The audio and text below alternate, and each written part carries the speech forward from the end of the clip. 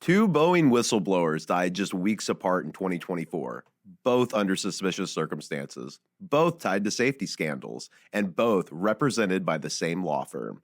As the aerospace giant faces intense scrutiny, we ask, is speaking out against Boeing becoming a death sentence? This week on Cryptic Accounts. This is Cryptic Accounts. By paranoid people, for paranoid people.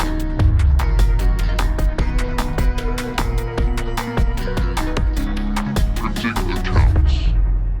Welcome to Cryptic Accounts, a podcast by paranoid people for paranoid people. I'm Patrick Ryan. Thank you so much for being here. Before we even get started, hit the like, hit the subscribe, share this. If you want to help us out, we are crowdfunded. You can go to crypticaccounts.com and donate. We appreciate you.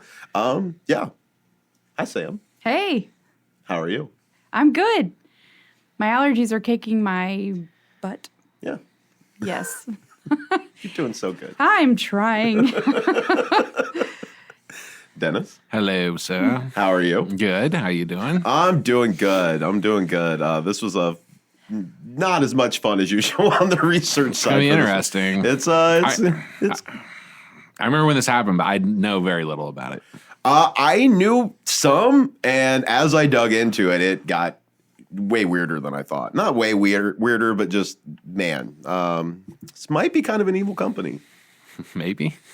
You think? Maybe. We'll see. Producer Mike. Hey, man. How you doing, sir? I'm awesome. How you doing? Happy to be here. Happy you're here. Yeah. Doing a great job making everything look Another week of stuff that'll freak you out. Yes. I'm into it. We're having fun. Oh yeah. Let's jump right into this. Let's talk about some Boeing whistleblowers. Can we do shout outs first, though? Yeah. I have a very special shout out Okay. to Patrick's mustache. It is. Yeah. Shout out Patrick's mustache. Wow. You know, it suits you. I don't know how I feel about you saying that. It felt sarcastic. Oh, it wasn't at all. Well, enjoy, you guys. This might be the 1 week of Patrick with a mustache. No, it looks great. I'm just teasing. I don't know how I feel about it yet, to be completely honest with you. I wouldn't either. I just wanted something different, and I was like going to shave off my beard. I was like, I will always jokingly shave off like the sides and go down to a mustache, but it's usually just for me in front of the mirror. Like I have pictures of me with all sorts of You weird should have mustaches. just kept going all the way down. I've done the Fu Manchu. I've you? never taken it anywhere. But see, this is almost, if you did the Fu Manchu, would have been kind of sarcastic in nature, but now it's like I can't tell if you're being serious with the mustache. I don't know if I'm being serious with the mustache. I love it. Honestly, I really do. You've done a real 180 on this mustache in the course of like 2 minutes. Now I kind of think you're lying. I don't know which one's a lie now. Welcome to relationships. It's great. It's awful, but you should keep it. You should probably consider shaving it off. Oh, this is why I'm single. We'll have to put a poll online or something. Yeah, that's a poll for this episode. Yeah. Drop your He stash keep- opinions. Drop a comment. Yes, let me know what you don't let me know what you think, but also like I have feelings too. You Tear know? them apart. Give us your stash opinions. Yes, seriously. Let's see how this. Look, turns I out. lived with you for months, and you have never had a mustache. Nobody's ever seen me with a mustache. I've never done this before. That's kind of why I did it. I was like, you know what? Let's walk around in the world and see what it's like to be a guy with a mustache. Does it look different? You know what? Okay. Yeah, how does it feel? How does it feel to have a mustache in today's world? So I pulled up to a drive-through earlier tonight. Waiting for my food, look into the window, I see a guy with a mustache, and I smile at him because I think it's a worker, and then I realize that it's actually me. No, Oh, you did. no. I didn't recognize me. I was like, who is that? Oh, that's me. All right. Yeah, dude. I've surprised myself. Like, I've walked in front of mirrors and forgot that it happened. And I'm just like, oh, yeah, You didn't do this to yourself. I did do this to myself. But I also kind of forget sometimes that I did this to myself. No, it looks great. The more you say it, the less sincere it feels. It looks great. Hey, Better? Esquire found in a survey that 82% of respondents think that men with mustaches are hard workers. You did this for work, didn't you? Yes. No. I've been called a firefighter, a police officer, and Aaron Rodgers, and I don't know how to feel about the last. That was a weird one that I got. Somebody who's like, "You really remind me of Aaron Rodgers," and I'm like, I don't know how to feel about that right now. I can't think of two more different people. That's kind of what I thought. Does he even have blue eyes? I don't know. I don't think so. Definitely got darker hair. Yeah. Yes, he does. I don't know. I That's think he's crazy. probably taller than me. We're probably about the same age. Other than that, I don't know. No, it looks great, Patrick. Okay, anyway. Let's get into Boeing. That is enough time on my mustache. I still don't know how I feel about it. You knew what you were walking into. I did. I actually knew on the way here. I was like, man, Sam's going to have some strong opinions about this. I do, in fact. All right. So Boeing whistleblowers. So let's start this off. In the span of just 2 months in 2024, 2 whistleblowers connected to Boeing died under suspicious circumstances, while the aerospace giant faced unprecedented scrutiny over its safety practices. John Barnett, a 32-year-old Boeing veteran, was found dead from an apparent self-inflicted gunshot wound in his truck during legal proceedings where he was testifying against his former employer, Boeing. Then, just weeks later, Joshua Dean, who had raised safety concerns at Boeing's key supplier, Spirit Aerosystems, died suddenly from a mysterious, fast-spreading infection. Yeah, got super sick all of a sudden, just fell over and died. A mysterious, fast-spreading infection. Yes, and we're going to get into what exactly it was, but yeah, they took them a while to figure it out. But yeah, just got super sick one day and then was like dead really fast. Suspicious. That is a very fast-spreading infection. Yes. So both men had exposed serious safety issues in Boeing aircraft production. Both were represented by the same law firm, and both died as Boeing faced mounting pressure following a near-catastrophic incident when a door plug blew out on a 737 MAX in mid-flight. Their deaths have sent shockwaves through the aviation industry, raising disturbing questions about corporate accountability, whistleblower protection, and whether those who speak out against one of America's most powerful corporations might be paying the ultimate price for their courage. What law firm? We're going to get to that. Okay. Well. So on January 5th, 2024, Alaska Airlines Flight 1282, a Boeing 737 MAX 9, experienced a terrifying mid-air emergency when a door plug suddenly blew out at 16,000 feet, leaving a gaping hole in the fuselage. The explosive decompression ripped headrests from seats and sent passengers' belongings hurling into the sky. Miraculously, no one was seriously injured, but the incident thrust Boeing back into the spotlight just 5 years after 2 catastrophic 737 MAX crashes, which killed a combined 346 people. My God. So as federal investigators descended on Boeing facilities and congressional hearings were scheduled, the company faced renewed scrutiny of its safety culture and manufacturing practices. It was in this charged atmosphere that 2 men who had raised alarms about Boeing's safety practices would meet their untimely ends under circumstances that many find suspicious. So like I said, today we're examining the lives of whistleblower activities and the mysterious deaths of John Barnett and Joshua Dean. We'll explore the safety issues they raised, the corporate culture they challenged, and the troubling questions surrounding their death. By analyzing the patterns of events, corporate responses, and ongoing investigation, my aim is to provide a comprehensive understanding of the cases, and then combine all the elements of the corporate malfeasance, the personal courage, and unexplained tragedy to just kind of put all this together.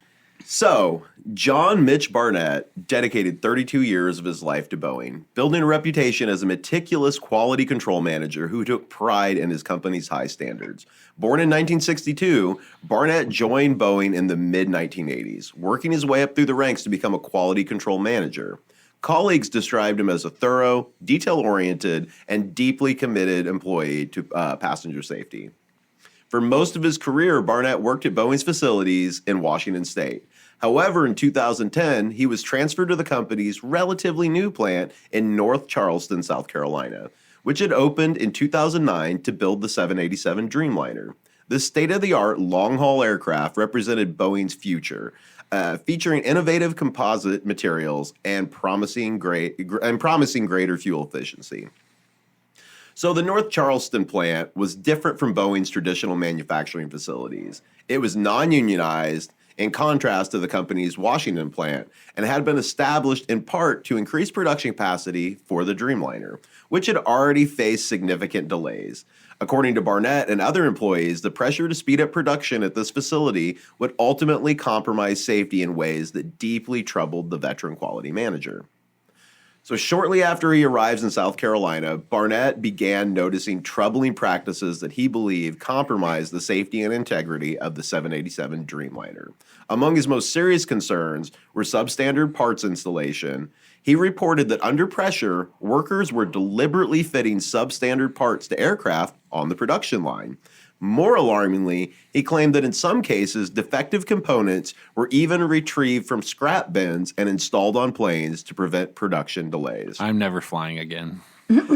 I mean, as I got into this, I'm like, never there's been so flying. much stuff happening with airplanes, like, lately, that I'm just like, man, this is not good. And then when I dug into this, I'm just like, oh, and they kind of know about a lot of this stuff, maybe, and they're just doing it anyway. They're just throwing them on there. Like, they were short on parts, so we're not going to wait for the parts. We're going to go get them out of the bad bin, and we're going to strap them onto an airplane. You know, when we went on vacation, we had to fly. Obviously, I hated it. But one of our flights, there was a delay of like 30 minutes because, and the pilot went on the intercom and was like, we're going to have a delay. There's some parts that need to be tightened and blah, blah, blah. And we're all just like, what? Some screws that are loose. No, I'm serious. He really did say Oh my something like God. that. Dude, And then we're all just kind of like, okay, well, that's weird. And then, so the plane starts up and they're starting to taxi, and it's just this like grinding sound. Oh. And everyone's like looking around at each other. The flight attendants they don't seem worried. So we're like, okay, Totally normal. I'm going to base my reaction on your reaction because you do this all the time. But it's like this grinding, whining sound. It was terrible. It was so scary. And all I could think about was this. All I could think about was like just these gosh, it's so hard not to cough right now. These I can beep it out if you really want to. these half-ass fixes that these people are doing where they're like, we're just gonna slap some shit on there and then sorry. Do it. And get after it. and nothing is actually going to get hold fixed. back. They're just kind of trying to like bolt stuff Yeah. together just to make it to their next flight. And like, God forbid people are 30 minutes late. Like, my life is worth more than somebody else's 30-minute delay. Can we please make sure that everything is okay? It did not sound okay, but we did. I'm here, so unless I died in an alternate reality and this is my new reality, but we'll get into that later. That's for the next episode. I did think about it before you left, but I definitely didn't want to say anything. I'm really about glad you plane didn't safety. because I know how I would have anxious you guys needed a were lot anyway. more Klonopin than I did need to get on that flight. Sorry. Oh, what is wrong with me right now? Worked up. It feels risky. I don't know how I feel Sam about flying. spent some time on a boat and came back a sailor. Yeah. Hey, Okay, Freddie Mercury. Let's Wow. chill out with that. Well, enjoy the 1 week of the No, statue. I like this guy. Freddie oh, it's Mercury. so true. So other concerns that Barnett raised, he also there were oxygen system failures. Perhaps one of the most concerning things, he found that the emergency oxygen systems, when he conducted tests, they allegedly showed that there was a 25% failure rate in the oxygen system to deploy in an in-flight emergency. Okay. That means that potentially 1 in 4 passengers might not receive oxygen in a decompression event, which is life-threatening at high altitudes. I don't know if you know this. That's why if there is like a decompression, they will immediately dive to like 10,000 feet because the air is so thin up there. Like they have to get I down am there. so glad you're covering this now. Yeah, I waited. Thank you. My therapist thanks you. Oh, man. So he also brought up like component tracking failures. He reported that workers failed to follow procedures intended to track components through the factory. This lack of tracking allowed defective components to go missing with the production system, making quality control virtually impossible in some cases. And in that 737 that went down earlier that had the parts blow out, they didn't have any records on any of that stuff that was going on with that. The door plug that. Yes. Yeah, They've come out and said, yeah, we don't really know what happened. We don't know where those records went. Convenient. Whoops. Oopsie poopsie. What do you mean they don't have records? They literally, if you Google it, it says that they were supposed to get the records on the repair and the parts and stuff, which they're supposed to keep. And they just said, we can't find it. And it like made the investigation take way longer. And then now the official statement is like, oh, I guess we just never created records. And this would be that component tracking, the tracking failures and stuff. Wow, I wish the IRS was that lenient. I know. Like, I'm sorry, I just don't have record of didn't working keep those from receipts. 2019 to... I just, it existed, but now it doesn't. Look, so you're just just get going to his- have to accept that I just didn't work those years. Look, if you were as big as Boeing or a bank, though. Yeah. Yeah, hopefully they're keeping records now. Probably not. That's wishful thinking, I'm pretty sure. Yeah, an executive vice president of government operations at Boeing said employees looked extensively and failed to turn up any paperwork. Just lost it. Yeah. Don't know what happened to it. Just a bunch of shredded paper. It's I wonder weird. how many of those That's all we can employees, find. I'd be interested to know how many of those employees they had tasked to dig into this, either well, don't work there or were promoted. Like, was there any significant shift in their positions? Well, that may be the good case scenario for them. See, here's the thing, and we're going to get into it a little bit later. It's not a great culture for safety at Boeing, from what I found. Like, they're not real big fans of people pointing out when there's problems. Like, it would be better for you if you didn't say anything about any problems that we might have. Because you might unalive yourself. Yeah. That would be a problem. Yeah. It may I make got a you. solution to your problem. It may suddenly make you suicidal. Unalive. We don't say the S word here. We don't. I don't know. I just Side figured I effect. can't even say the word so So I have a question about that. So, like, the medications and stuff, they're like, side effects may include, is it unalived thoughts now? Do they have to change? no. So I think it's okay then, right? If they can do it. No, they say, suicide. I just No, there is a weird thing, like if you like on YouTube and stuff. Sidebar. the word suicide is so censored on the internet now that people have to say unalive because It's if they say suicide in a comment in a certain thread on Facebook or whatever, Get it flagged. automatically Yeah. gets taken down. I knew about that. But well, it's like, and if you watch weird. it, they will say it in like reels and stuff. But when they write, if they're doing their own like caption, like closed captioning, Yeah. when they add their closed caption, censor it. They censor it. But if you watch the closed caption that YouTube or whatever's doing, it will write it out. yeah, that's so weird that you can So say I it. don't know where that line You can is. say it, but you can't write it. It's like, And okay. honestly, if that's the thing that gets the show pulled down, It's got some type of algorithm that's like can't say the suicide word, can't say yeah.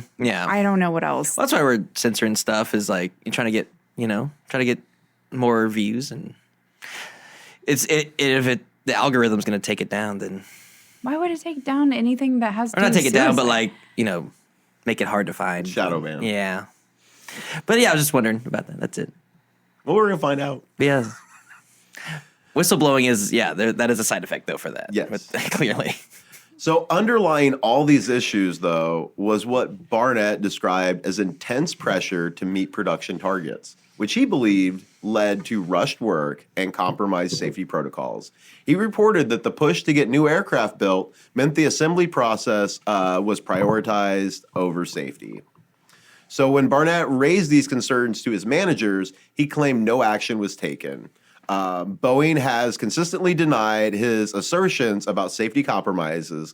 However, in a 2017 review by the FAA, they did kind of substantiate some of Barnett's claims. So the FAA established that the location of at least 53 non-conforming parts in the factory was unknown, and they were considered lost. They keep losing stuff. Probably because they went on an airplane. Oh, no. Remember the parts bin? Yes. And there's That would be and the they don't parts keep they're looking records for. of using them. Yes, Which they're is not why gonna- they told the government they don't have records of the door plug. Non-conforming parts. What does that mean? So like something was not manufactured to exact specifications like it should have been. Like it was an oddball part. Something was wrong with it. It didn't meet some standard pressure, like any number of things. So they went to like Walmart and got something. No, they throw them in a bin that's supposed to be unused. Like we're getting rid of this, and then they didn't have any of those parts, so they'd go get those parts that they had already claimed were defective, and then they would put them on an airplane What? Why? because they were missing parts. They needed the parts. But they're not. They're non-conforming, right? Isn't that what that Well, means? it just means they didn't meet the standards that they were supposed to, but it doesn't mean they wouldn't like fit. You could make it go in there. I'm sorry if I'm flying. How high? We 30,000 feet? 30,000. Is that right? I 30,000 think it's feet 30,000. Oh yeah. in the air. I don't want like kind of fits. Well, but Boeing really wants to get those planes out. Well, I want Boeing to really not kill me. Well, you don't really make Boeing that much money, though. I'm just a cog in the machine. So, It's depressing. so yeah, the non-conforming parts couldn't be found. 53 of them considered lost. Boeing was ordered at this point to take a remedial action. So regarding the oxygen system issues, Boeing acknowledged in 2017 that they had, quote, identified some oxygen bottles received from the supplier were not deploying properly. However, the company denied that any defective oxygen systems were ever actually installed on an aircraft. No, we definitely didn't use any of those on any of the planes that we were rushing through that we didn't have enough stuff to make. It's like Boeing is like behind all the time, like years for like, I don't know if you know, Airbus and Boeing, they're always like several years out on their lead time for orders. Like they're back ordered all the time. It happened for years. Boeing is? Yes. There's really only two main companies. Well, who's the lead? Who's first? What do you mean? Well, you said they're back ordered. Like, I mean, who is like? Like Delta and everybody's lining up for these planes. Like they order them years in advance. I know, but like, what other aircraft manufacturers are there that are? Airbus. There's only two. Oh, it's just Boeing It's and two Airbus. companies. That's wild. Oh wow! Of like big planes like that, yeah. Like there's companies that make smaller planes, but as far as those like big, like the 737 and stuff like that, the like big jets that like airlines use, two companies. I'm sure you're probably going to get into this, but Airbus, have they had anything? Like I didn't even this? dig into Airbus. That would probably be a whole other episode. Nothing like this. Like they're not in the news like this. Huh. It's So Boeing. they're one company away from being complete monopoly. Kind of, It's a but duopoly. well, but here's the thing. Airbus is European. This isn't the only thing Boeing makes. Boeing has a lot of government contracts. They But build a lot of stuff for the does government. They Airbus. just got a big one from Trump. Yeah. Boeing? They just got they're going to have that 6th generation fighter jet. Yeah, they make fighter jets. Wow. They do a F-47. lot of stuff. Well, that's interesting. It was which is between them maybe and Northrop why- Grumman. Do they, what kind of aircraft is Air Force One? Is that a Boeing aircraft? Oh, Probably- yeah. Probably. Yeah. Oh, yeah. I I'm believe sure so. they have all the working parts. Oh, yeah, probably. They didn't get anything out of the scrap bin for that one. No scrapping for you, President Trump. You get Or only any the nice things. Any president. Yeah, then get a new contract out of it. Yeah. Mm-hmm. I would be very curious to see like Airbus and their workings. We could maybe do a follow-up. I never even heard of them until now. Yeah, that's the big competitor, and they make. I don't know that they make as many as Boeing, but they make a fair amount. Side note, could they not have come up with a better name? It is a little It's a little trashy. on the nose. It's a little tacky. Well, Sky travel. Airbus. so Barnett retired from Boeing in 2017 and he cited health reasons for his reason for leaving.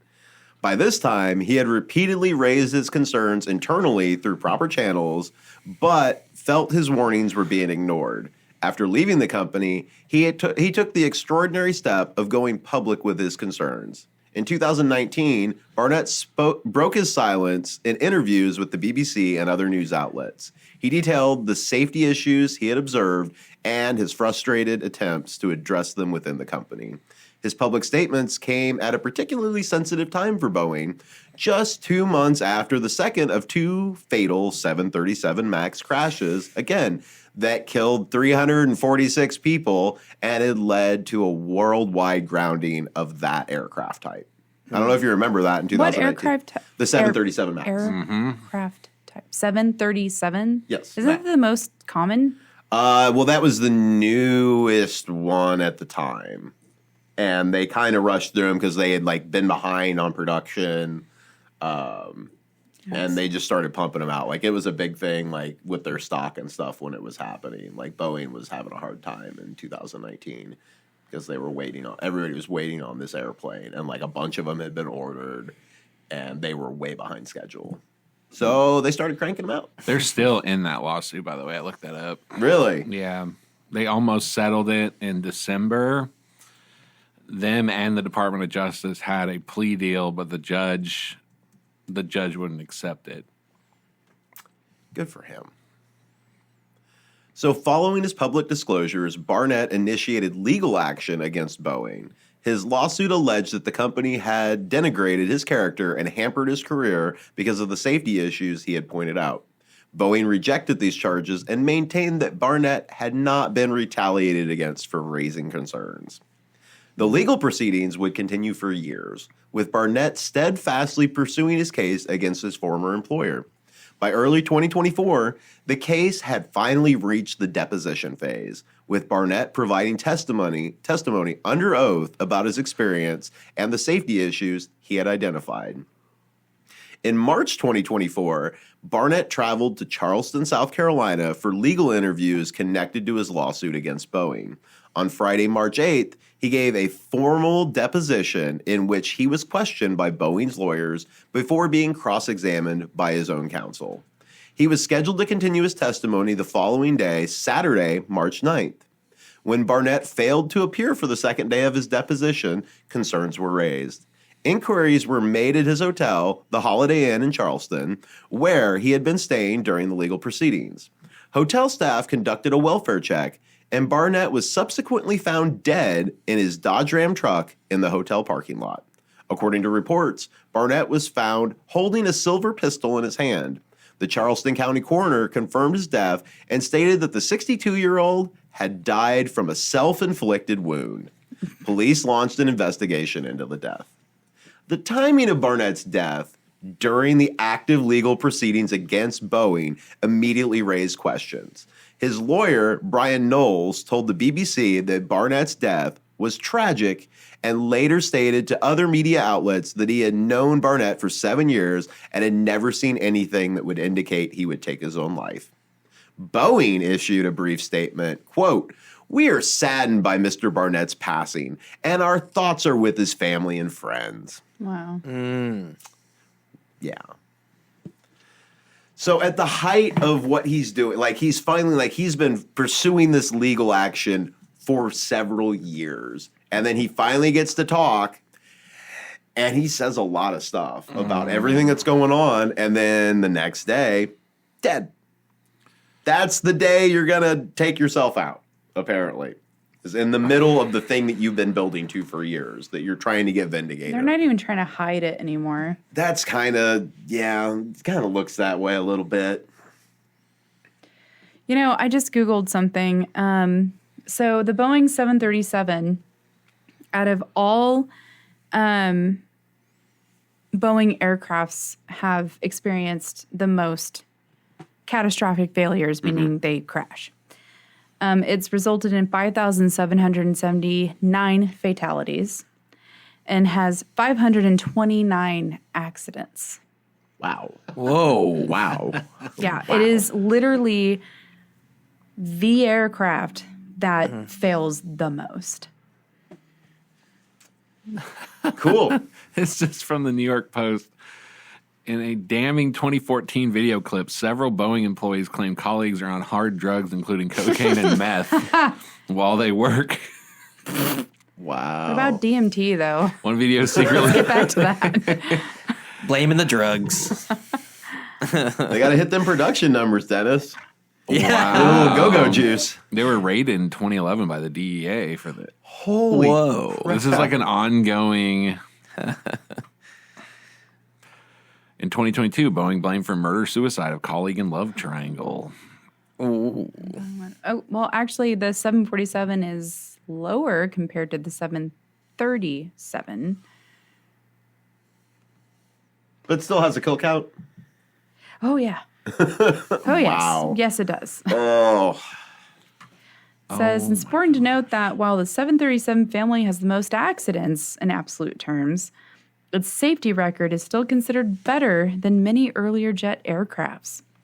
The Boeing 737 MAX, however, has raised safety concerns due to design flaws that contributed to the two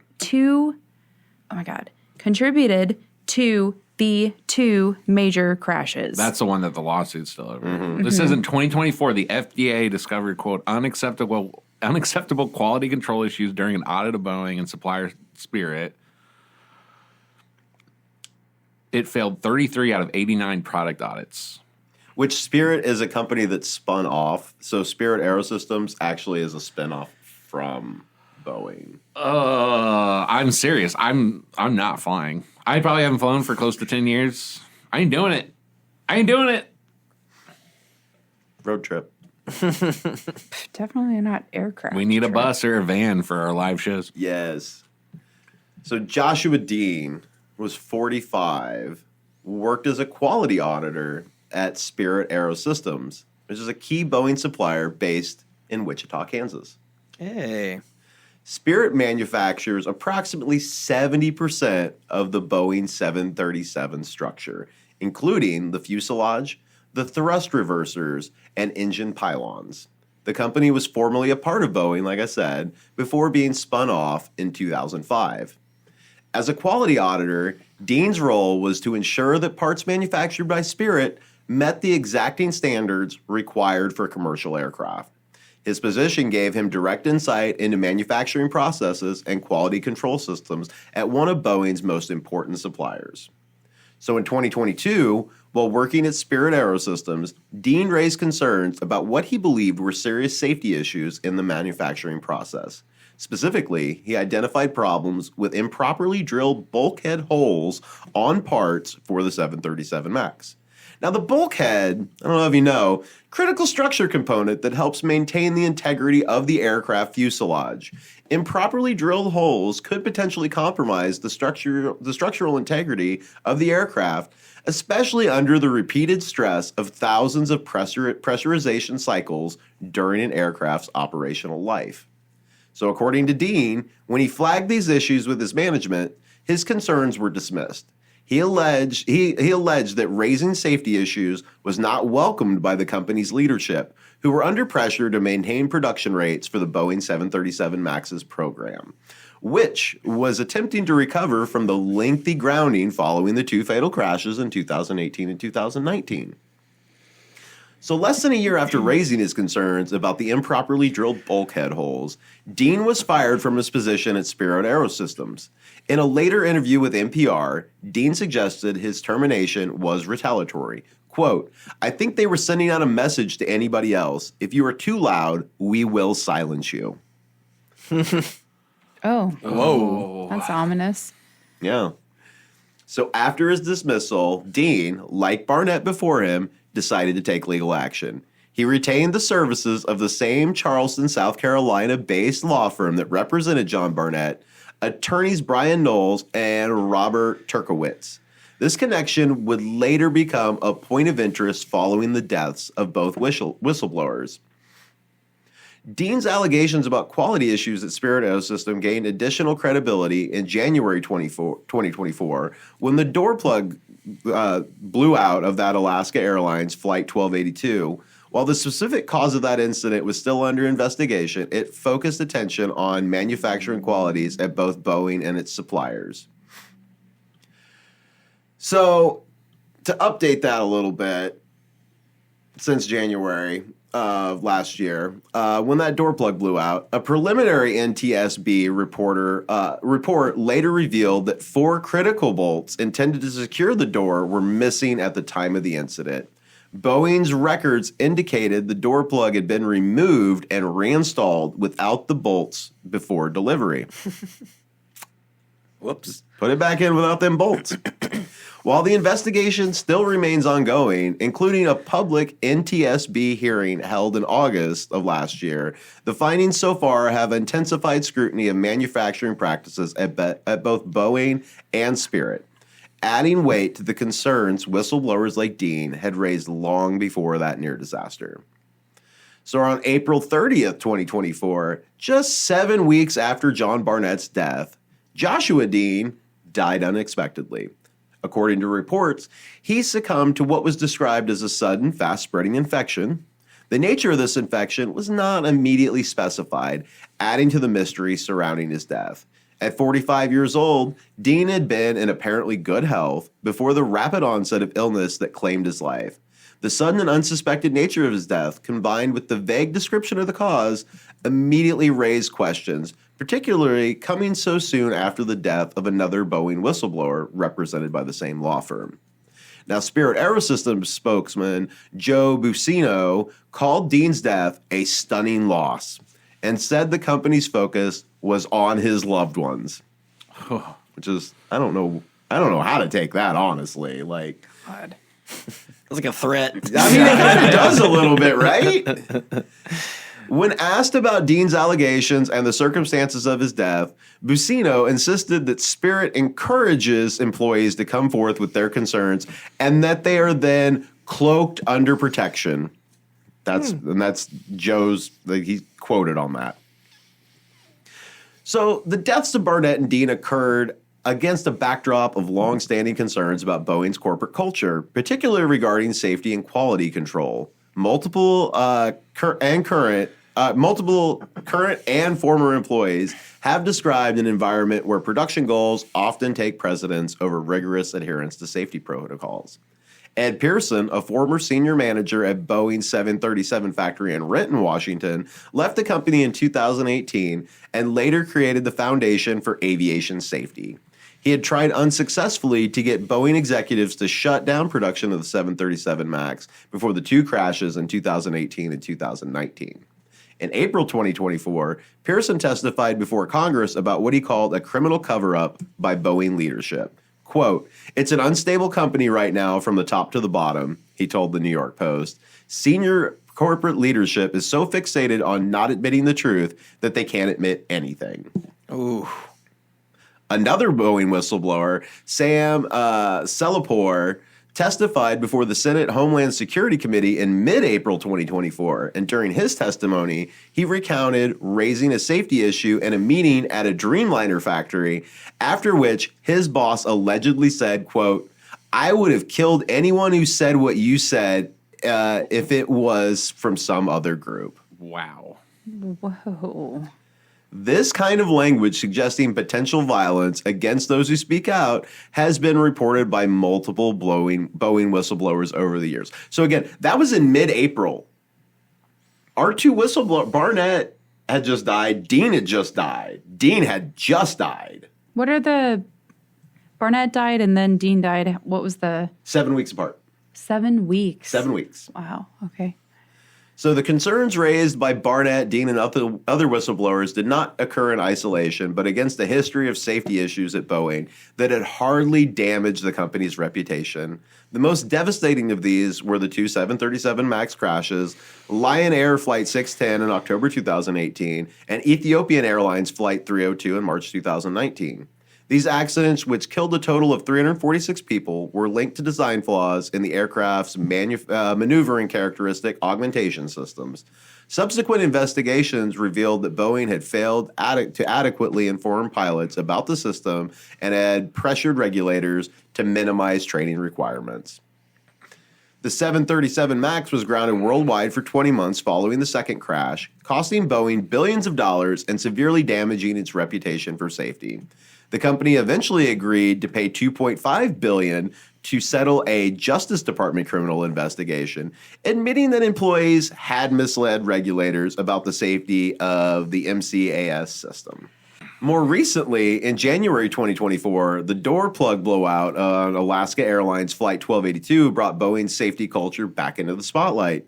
Preliminary findings from the National Transportation Safety Board suggested that the 4 key bolts they designed to hold the door plug in had not been installed during manufacturing. And this, again, led to temporary grounding of the 737 MAX 9, the whole fleet, and intensified scrutiny over Boeing's production process. In the wake of this incident, the FAA launched a comprehensive audit of Boeing's manufacturing processes. In March 2024, the agency reported finding, quote, multiple instances where the company allegedly failed to comply with manufacturing quality control requirements.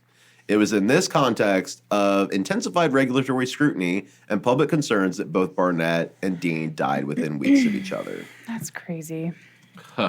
So the timing of both deaths has, again, been a primary source of suspicion. Barnett died, again, during active legal proceedings against Boeing on the very day he was scheduled to continue giving testimony. Dean died 7 weeks later as Boeing faced increased pressure from regulators, lawmakers, and the public following the door plug incident.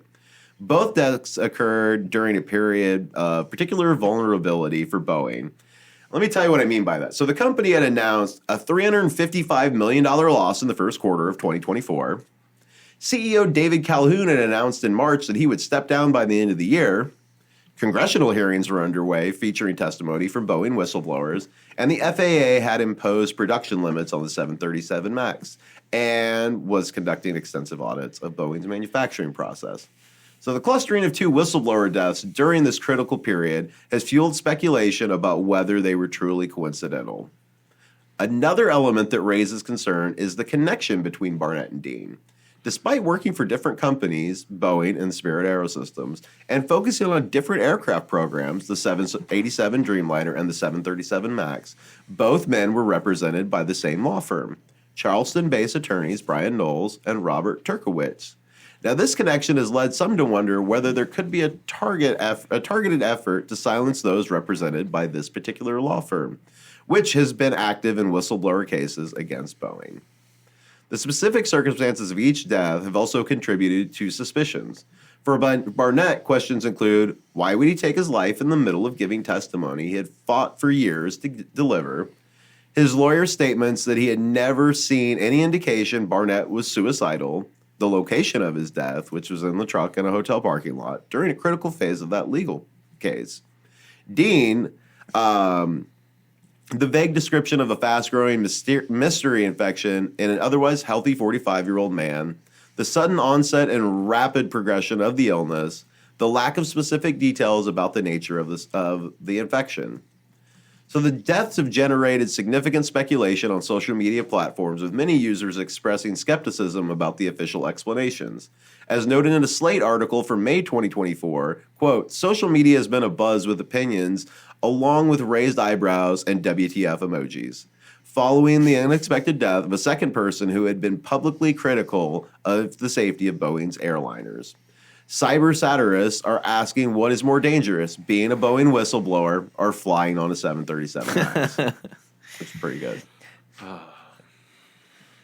So the public skepticism reflects a broader erosion of trust in Boeing following all this. The crashes, all the safety regulations, are violations. When former employees told the New York Post that Barnett had made powerful enemies, like that's a quote, and expressed skepticism about his apparent suicide, they were giving voice to suspicions shared by many observers. So official investigation. So on April 25th, significant developments occurred in the deaths of Boeing whistleblowers, John and Josh.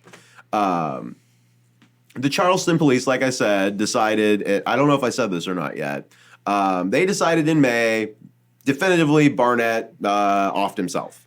Definitely did that. And in March 2025, Barnett's family filed a wrongful death lawsuit against Boeing, which is still ongoing, alleging that the company's hostile work environment and retaliation led to his mental distress and subsequent death. Now, Dean, I know you've been wondering, like, what was this mysterious thing that got him? So, Dean? Yeah, Dean. You're talking about, the pneumonia and the MRSA? Yes. I haven't said that yet, but yes. Oh. You've been Googling. I was rage Googling, sorry.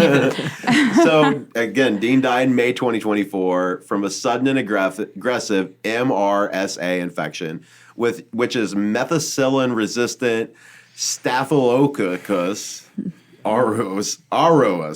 Man, we're just going to call it MRSA for the rest of this. Yep, you should. It's a dangerous strain of staph bacteria that's resistant to many commonly used antibiotics.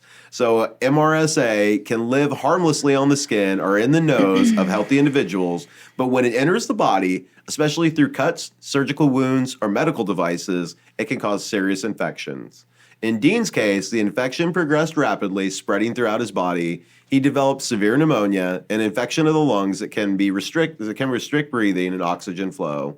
As the bacteria invaded his bloodstream, it led to systematic complications and ultimately caused a stroke.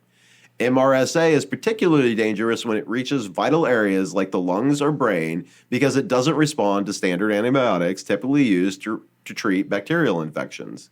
It's often contracted through the direct skin contact or exposure to a contaminated surface or equipment, and it poses an even greater risk in healthcare settings. Can I raise my hand here for a second? Yes. In my rage Googling, so MRSA and pneumonia can be mimicked by chemical exposure. Ooh. Really? It can. Because I was curious about that, and I was Googling it, and I was like, is there something that could mimic pneumonia or mimic an MRSA infection? And there is. I'm still Googling this, but according to what I'm looking at, yeah, like it is very possible that somebody could have been poisoned for it to, like, not disable, but like mimic pneumonia where their lungs aren't functioning well, because then the fluid builds up and that causes pneumonia. And then everyone has, like you said, they have this MRSA on their skin. So all it takes is a weakened immune system. I've had that. Oh, really? I did. Yeah. In high school. Okay. I had Not that. fun. No, it was not fun. It took a chunk out of my leg. Oh, wow. Well, gross story here.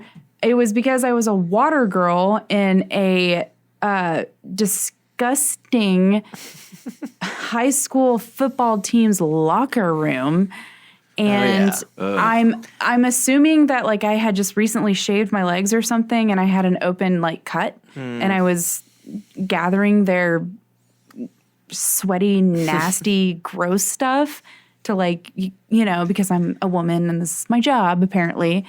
I was also in detention, and that's why I had to do this. But There it is. so I had to do this because I was being reprimanded for not going to school. But You're in trouble. Go get staff. Go get staff. Jeez. But yeah, no, I had like several spots on my leg that ended up being staph infections. Oh. And they got like swollen, really gross, whatever. And I had to go to the doctor, and they basically told me I can't go anywhere.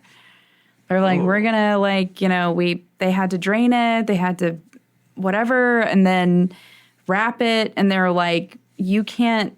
And in fact, I'm pretty sure, not after I did, but before I got that infection, they had previously had to literally burn down the field house because there was a staph epidemic. Wow. Whoa. Across, like, multiple people got staph infections, and then they rebuilt it, and then staph infections started happening, and I was one of them, and then I'm pretty sure they had to burn down the field house again. I didn't know that's how you dealt with something like that. Is you just got to burn the building Torch down. it.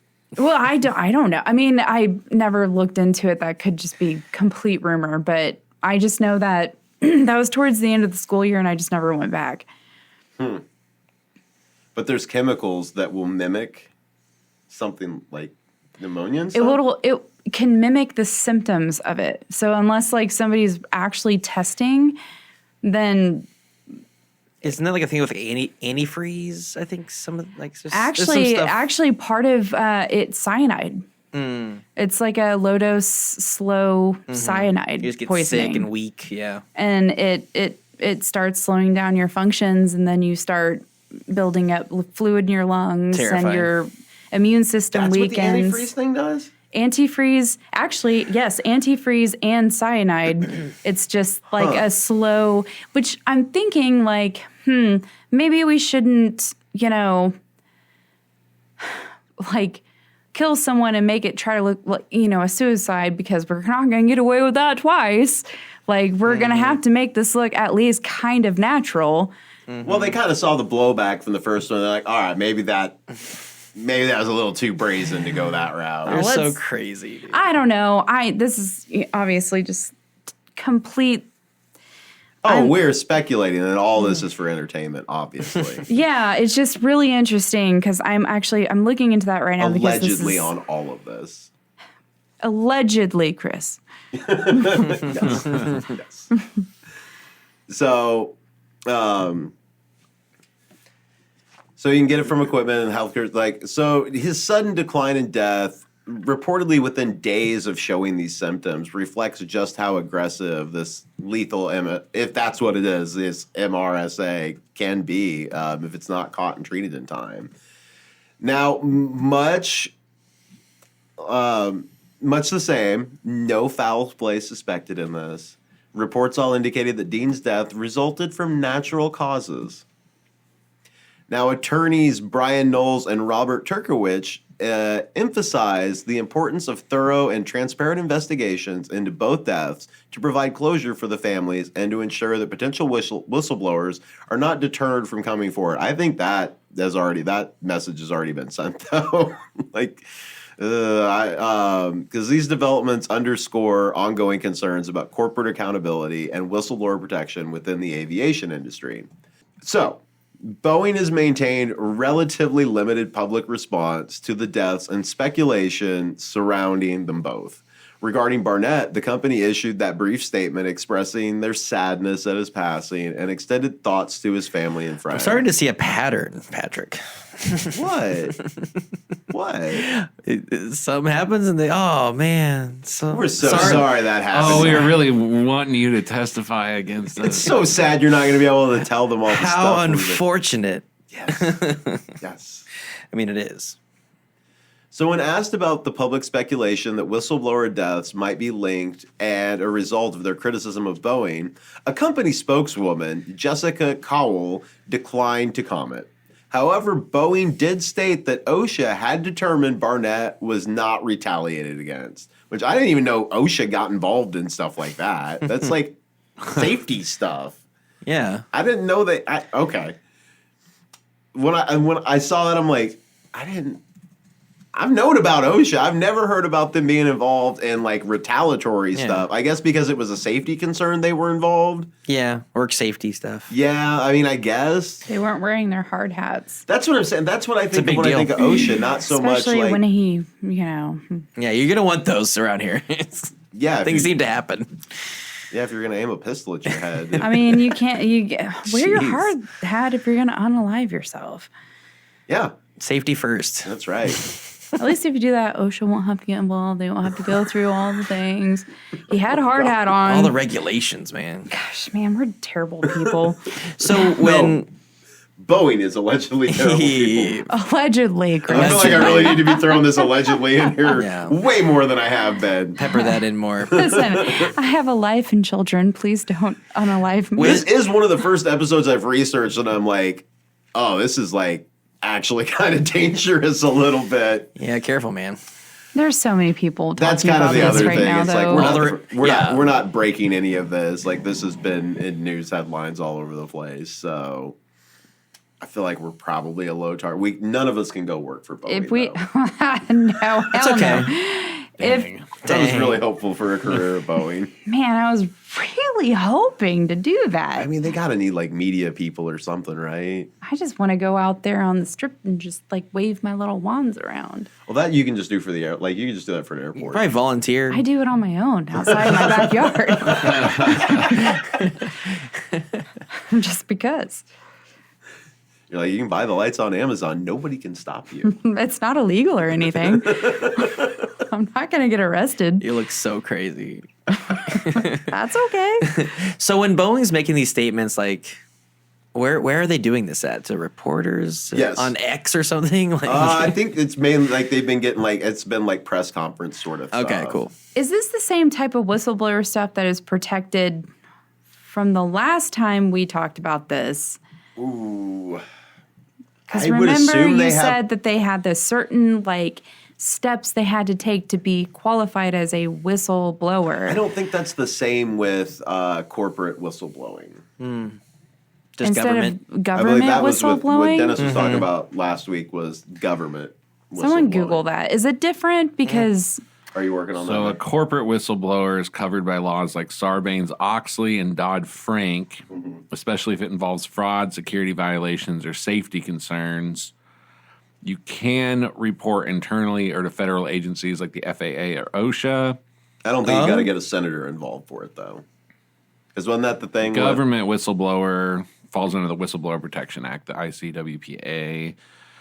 You have to go through internal government channels like an inspector general, and there's more red tape. You cannot go straight to the media without risking criminal charges. Yeah, that's But- the difference. Between so the two. just government Yeah. is the one with all the red tape. corporate, you can go. to the Corporate- media. Corporate, they have is- things for you that you can go to the government for, but you could also just go straight to the media. Yeah, you And can, you're not going to be liable for any criminal charges or anything like that. It's probably better for you to go through the government because you could claim retaliation, Well, etc. I'm definitely Yeah. not going to whatever law firm they went to.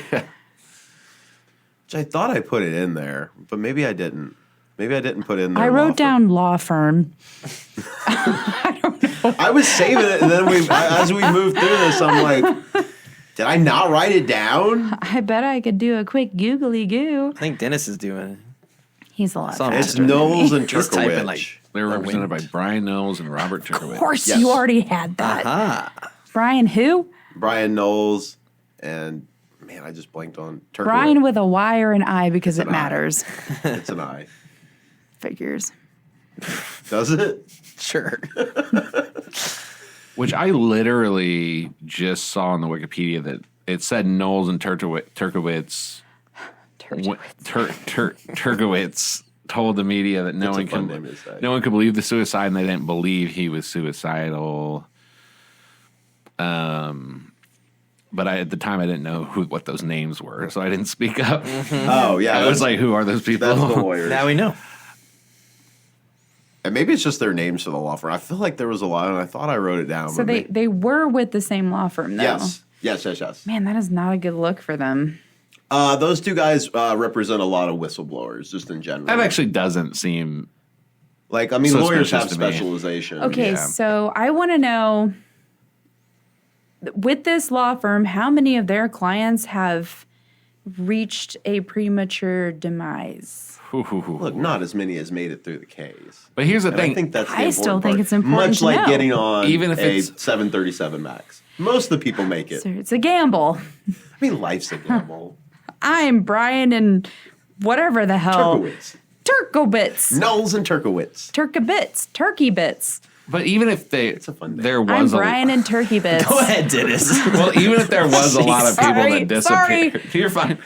Even if there was a lot of people who disappeared that the law firm is representing, like that wouldn't necessarily make the law firm suspicious because they are representing whistleblowers against powerful people. No, trying to I help. know, and Yeah. I'm being, I'm trying to be funny here and saying that like it's not their fault. Obviously, they represent the same type of clientele that are whistleblowing against companies, and that's a very dangerous game to play. So, Yeah. I mean, good on them for representing them.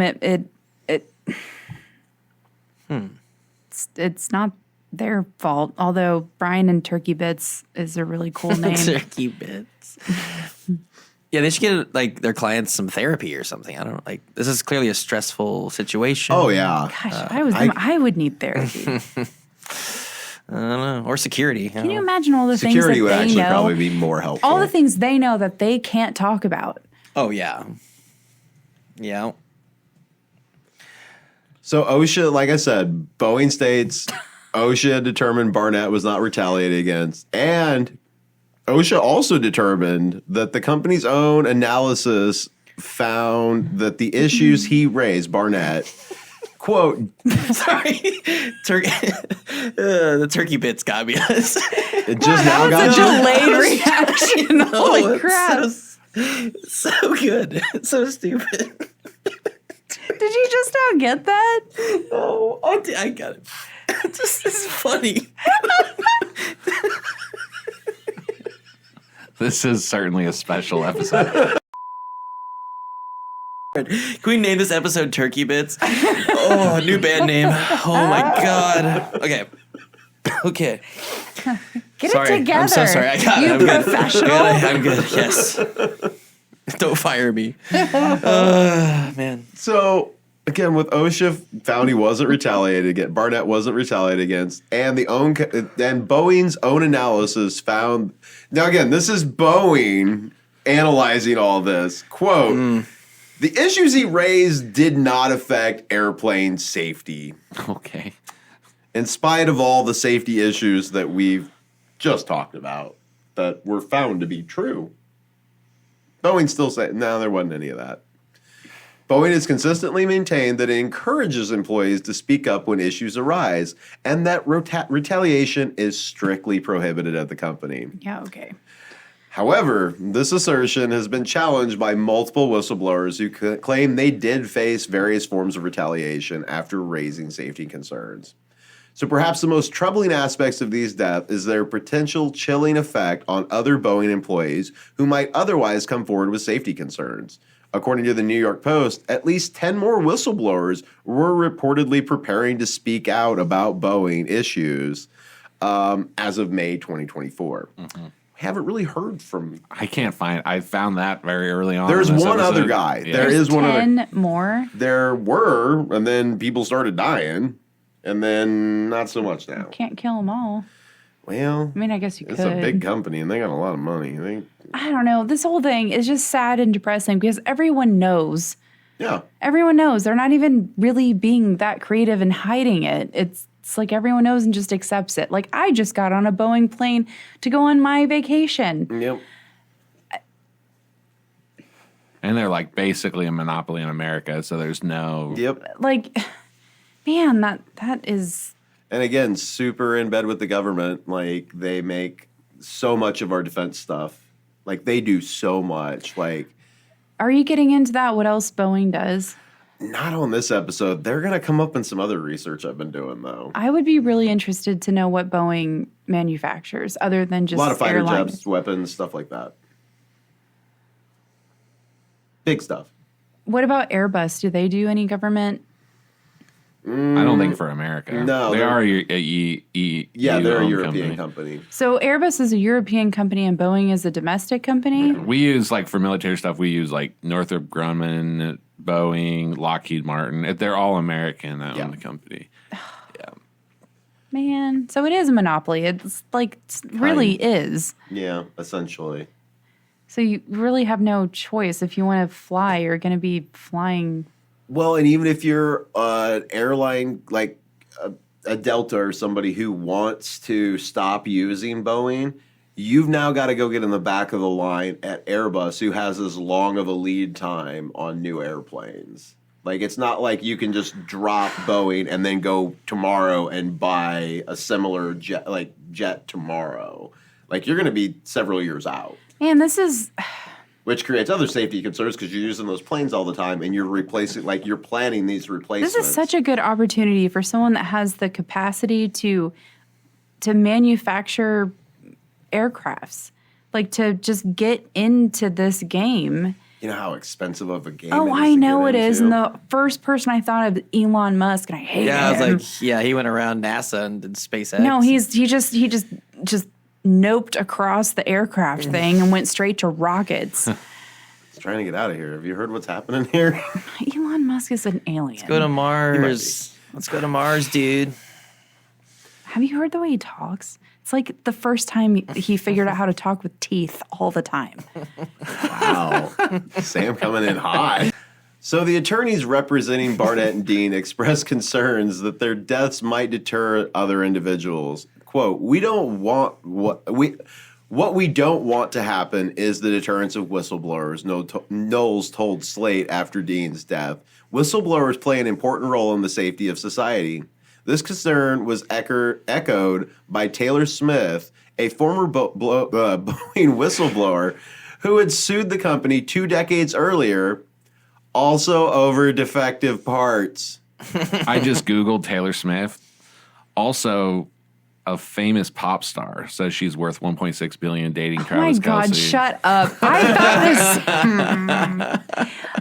No, Patrick, no, I'm so sorry. We are not... I was trying to be good, but I was like, no way. I wasn't sure how we were going to make this one entertaining, and you guys brought it. I have been trying so hard to keep that joke to myself, Dennis. Beat you to it. sorry, I'll be quiet. I think you might be confused on a name there. Did you know Taylor Smith is dating Travis Kelce?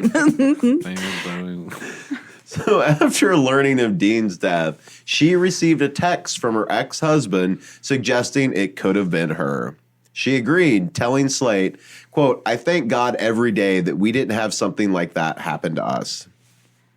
So, and I didn't even dig in very far into what all happened with her in the mid-2000s, basically. But again, she was whistleblowing for the exact same thing 20 years earlier. Defective parts going on airplanes. Oh. And we've had Boeings going down for a long time. It's almost like they knew about this and didn't do anything. Yep. And we just don't talk about it. It's really only become big in the news in the last year or so. Yeah, because things keep failing and almost I think there's another sub-conspiracy to this that some forces are, whether it's Airbus or whoever, like maybe these things keep failing because it is putting this in the news. Like these things keep happening, and you usually go months and months between accidents like this, and so it kind of loses its steam, you know? Mm-hmm. But then it's just bam, bam, bam, bam, bam, and now everyone's like, what is going on with Boeing? If you look at the market, didn't it just plummeted? Oh, yeah. And so they're trying to, build their reputation back. Yeah. Or, maybe somebody doesn't want everybody to fly so much. Maybe you don't need to travel so far. Maybe you should be scared and stay home. That's what I tried to tell you when you moved to Texas, Patrick.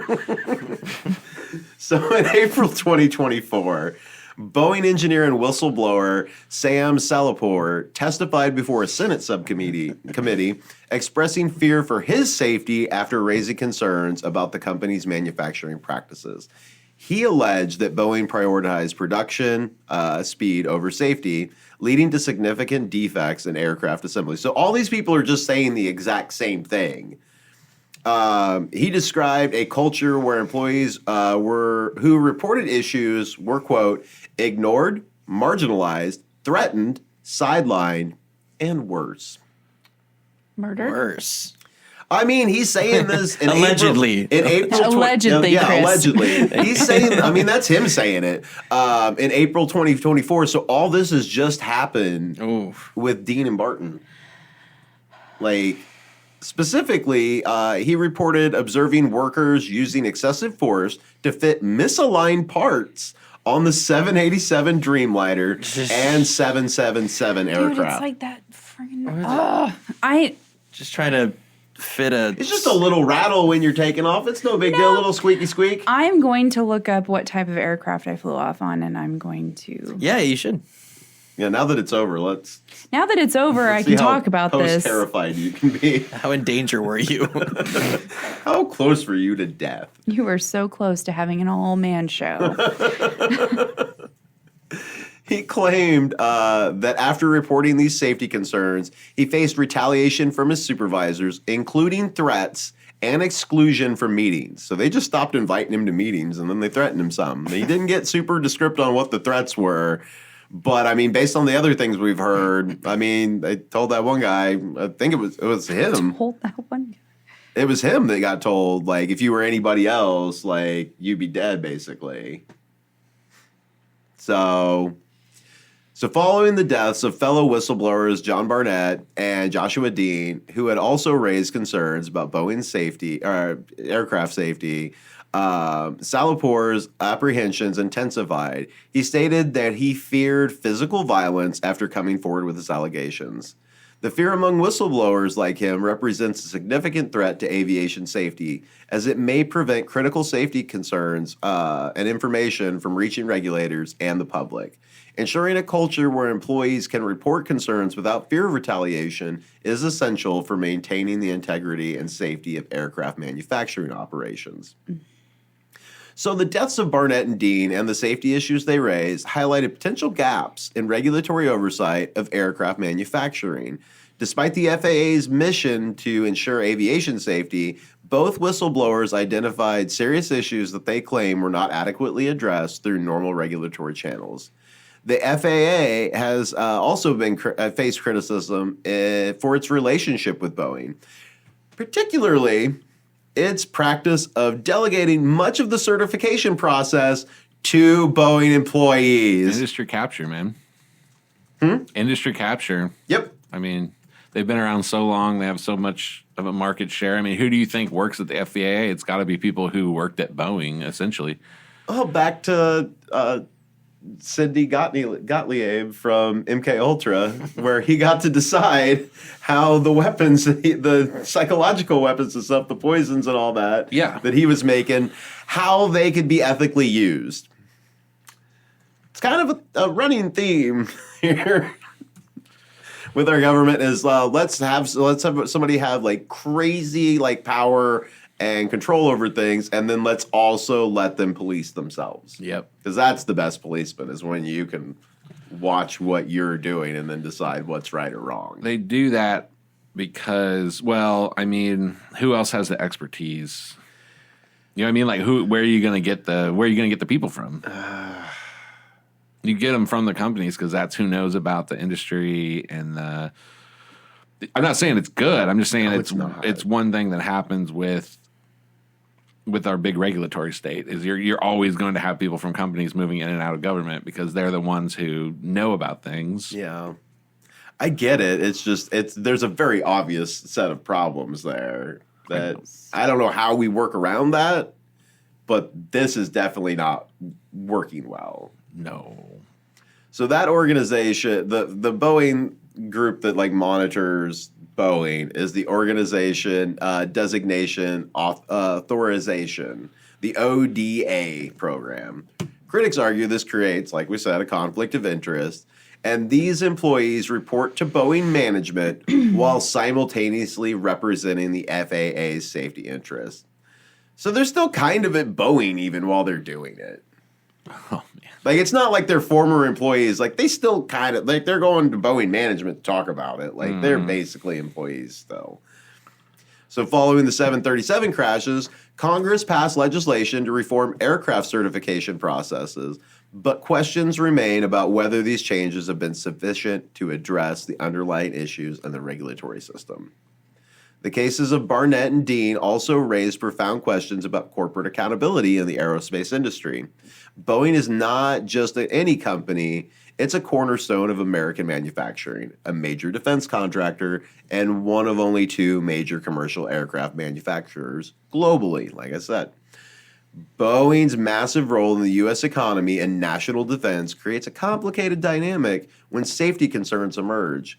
As one of the country's largest exporters and a key defense contractor, the company holds significant strategic value, making regulatory and legal actions politically and economically sensitive. So again, back to other critics, Ed Pearson, the former senior manager at Boeing and the retired U.S. Navy officer. Pearson has been an outspoken whistleblower since the aftermath of the 2 fatal 737 MAX crashes in 2018 and 2019. He testified before Congress, warning of production issues and a dangerous culture inside Boeing's factories. Pearson had argued that Boeing's critical role in national security has led to regulatory leniency and insufficient accountability, with federal agencies hesitant to take strong action against a company so deeply tied to the nation's infrastructure and military readiness. His ongoing advocacy, now through the Foundation for Aviation Safety, which again he founded, continues to highlight how Boeing's influence may be shielding it from the level of oversight and consequences that other companies might face under similar circumstances. Quote, Boeing is an American icon, he told Congress. This company is incredibly important to our country, both economically and in terms of national security, with its commercial aviation side and its military defense work. But it doesn't work when you have the wrong people driving the bus. Perhaps most significantly, these cases highlight the vulnerabilities faced by whistleblowers in the aerospace industry. Despite legal protection for whistleblowers under various federal laws, both Barnett and Dean reported experiencing negative consequences after raising safety concerns. The mysterious circumstances of their deaths have only heightened concerns about the risks faced by those who speak out. As attorney Robert Turkowitz stated, it's an absolute tragedy when a whistleblower ends up dying under strange circumstances. It should be of concern to everybody. Effective whistleblower protection is not just a matter of individual justice, it is essential for public safety. In the aviation industry, where design or manufacturing flaws can lead to catastrophic accidents, as they have, the ability of employees to report concerns without fear of retaliation or worse is crucial to preventing disasters. So the deaths of John Barnett and Joshua Dean represent a disturbing chapter in Boeing's recent history. While no definitive evidence has emerged to contradict the official explanations for their deaths, the timing, circumstances, and pattern have raised legitimate questions that merit thorough investigation. What is clear is that both men identified what they believed were serious safety issues in the production of Boeing aircraft. Both reported facing negative consequences for speaking out, and both died unexpectedly during a period of intense scrutiny of Boeing's safety practices. Whether or not foul play was involved in their death, the perception that the whistleblowers may be at risk creates a chilling effect that threatens aviation safety. When those with knowledge of safety issues are afraid to come forward, problems may go unaddressed until they result in incidents or accidents. So as investigations continue and more whistleblowers potentially come forward, the cases of Barnett and Dean serve as a stark reminder of what is at stake in the struggle between corporate interests and safety advocacy. Their stories and the unanswered questions surrounding their deaths deserve continued attention from investigators, journalists, and the public. So I'll close with the words of attorney Brian Knowles again. These men were heroes. So are all the whistleblowers. They didn't speak out to be aggravating or for fame. They're raising concerns because people's lives are at stake. Good quote.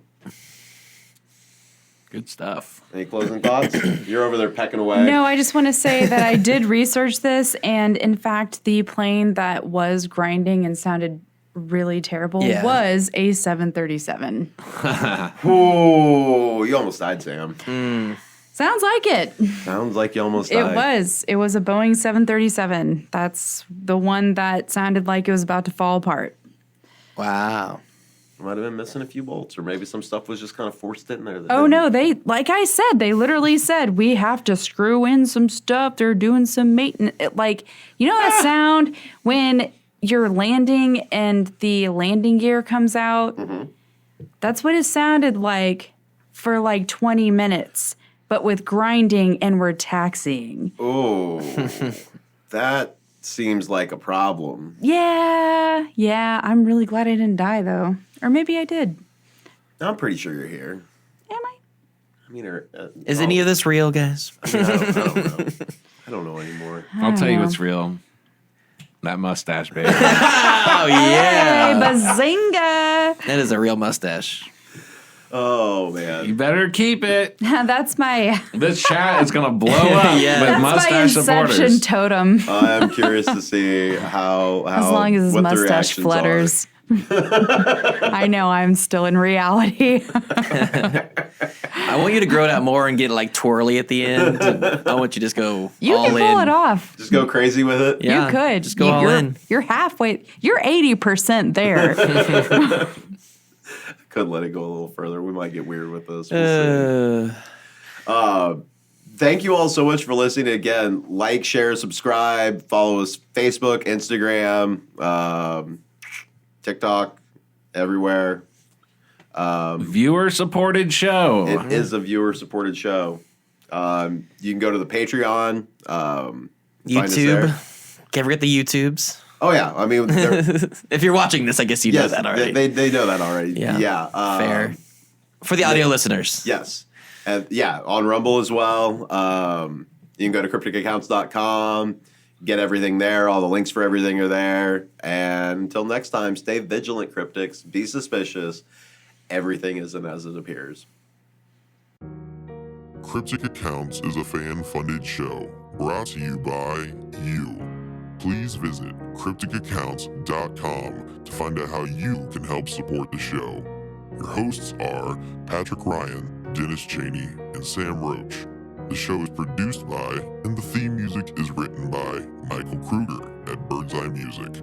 We thank you for listening, sharing, commenting, and subscribing.